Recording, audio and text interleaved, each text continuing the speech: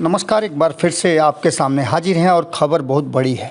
खबर बड़ी ये है और खबर पक्की भी है कि जनता दल यूनाइटेड के भीतर इस बात को लेकर के असमंजस की स्थिति पैदा हो गई है कि किसके फैसले को सही माना जाए और किसके फैसले पर अमल किया जाए। क्या फैसले जो लिए जा रहे हैं उसे अलग अलग खाने में रख करके देखा जाए, इसके मायने क्या निकाले जाएँ।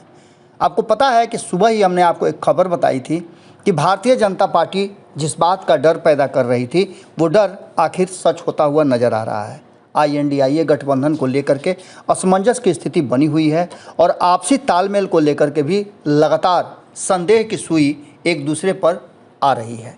इसी क्रम में आपको बता दें कि अखिलेश यादव का एक बयान आया था। अखिलेश यादव ने काफ़ी नाराज़गी जाहिर करते हुए कहा था कि ये कैसा इंडिया गठबंधन है। मुझे अगर जानकारी होती कि ऐसा INDIA गठबंधन बना है जिसमें अपने मकसद से, अपने स्वार्थ और अपने सुविधानुसार चीज़ों को रखा जाएगा, फैसले लिए जाएंगे, तो मैं इस गठबंधन का हिस्सा कभी नहीं बनता। अखिलेश यादव के इस बयान के बाद चर्चाएं अभी हो ही रही थी कि इसी बीच में कई और खबरें आई जिसमें जो 5 राज्यों में चुनाव हो रहे हैं उसमें अलग अलग पार्टियां जो INDIA गठबंधन में हैं वो अपने अपने उम्मीदवार उतार रही हैं। इसका सीधा मतलब है कि INDIA गठबंधन में कहीं ना कहीं तालमेल का अभाव है और इसी में जब अंतिम कील JDU की तरफ से ठोकी गई, उन्होंने अपने 5 उम्मीदवार उतारे जिसकी खबरें हमने आपको बता दी है। उसके बाद से एक बार फिर हंगामा शुरू हो गया। कांग्रेस के साथ नीतीश कुमार के संबंधों को लेकर के व्याख्या होने लगी और हमने भी आपको खबरों में बताया आखिर ये फैसला लिया कौन। क्या नीतीश कुमार इस फैसले को नहीं जानते थे या फिर ललन सिंह को ये फैसला लेने के बाद अफसोस हुआ होगा। इन सारी बातों को हम इसलिए कह रहे हैं कि पार्टी के मुख्य प्रवक्ता नीरज कुमार का बयान आ गया है।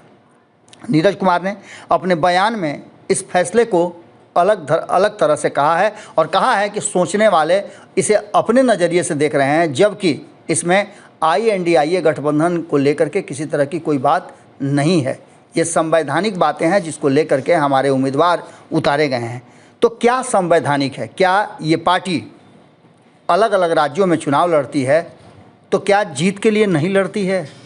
क्या कांग्रेस के विरुद्ध उम्मीदवार उतार करके कहीं ना कहीं ये बड़ा गलती हो गया है जिसे लेकर के नीतीश कुमार फिर से बैकफुट पर जाना चाहते हैं या फिर नीतीश कुमार के इस फैसले को ललन सिंह पलटना चाहते हैं? क्या है भीतर की बात, ये तो वही बताएंगे, लेकिन नीरज कुमार ने जो बात कही है उस बात को भी नज़रअंदाज नहीं किया जा सकता है।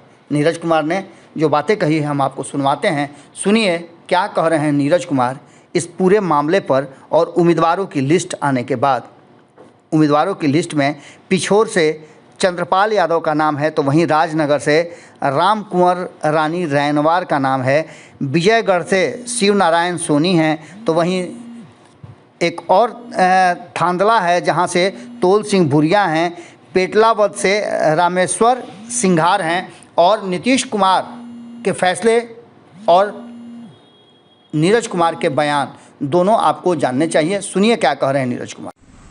चुनाव लड़ने का जो फैसला लिया है वह स्थानीय संगठन के विस्तार के लिए लड़ा है और हर एक राजनीतिक दल को अधिकार प्राप्त है।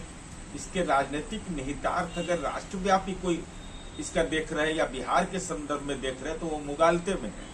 2024 के लोकसभा चुनाव के लिए इंडिया गठबंधन बना है जिसकी पहल माननीय नीतीश कुमार जी इस देश के पहले राजनेता रहे हैं जिन्होंने यह कहा कि तीसरा मोर्चा चौथा मोर्चा बकवास की बात है, कांग्रेस के बगैर विपक्षी एकता की बात की नहीं जा सकती है।